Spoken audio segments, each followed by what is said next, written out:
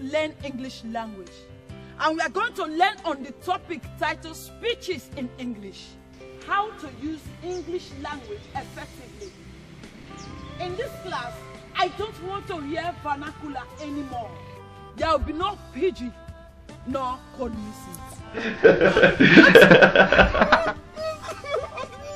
Shut up! What is that? Auntie, can't you explain yourself? Auntie. You can't even explain yourself because of English. Sit down there! You cannot explain yourself. Auntie, what's the meaning of that? Auntie. Because you don't know how to speak English. To explain yourself is a big problem. As I was saying, there will be no noise making in this class. There will be no vernacular, nor code missing. Did I make myself clear? Yes, Auntie! Good. We are going to treat on code missing. Who farts the air? Auntie, it's the air fat.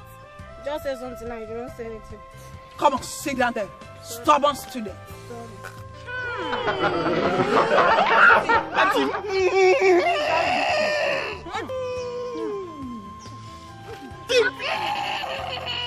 Auntie, someone gas the head.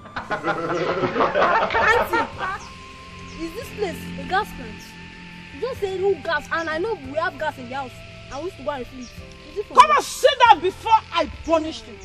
Auntie, can you gas? Do you know how to gas? I mean. Yes, Auntie, can you gas? Look at your head like coconut head. Auntie, my head is not like coconut. We have coconut at home. My head is like this. And in our house, coconut is like this. So my head is like coconut. Sorry, Auntie. Sit down before I punish you.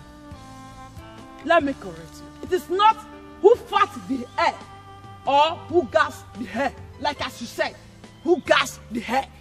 We don't have anything like that in English. What we have is that who polluted the air. Then this boy from who polluted the air. Like he polluted the air. Stop lying. Let him explain. Okay. You cannot talk. Get me again. Auntie, let me go. Auntie, me. Okay. Auntie, I beg you, first know speak English. See, Auntie, I wasn't the one I'm messing it. I didn't mess.